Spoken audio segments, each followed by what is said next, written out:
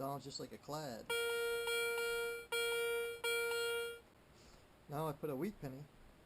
A wheat penny sounds like a dime, a quarter, or a half dollar.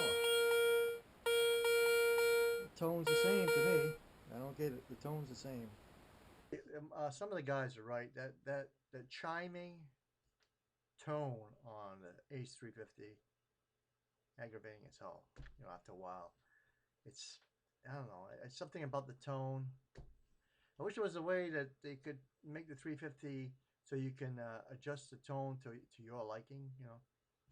But it is aggravating after a while listening to that chime on the 350. But I'll be going out again tomorrow morning, bright and early, to that pine tree with the 350 again uh, to do some more practicing.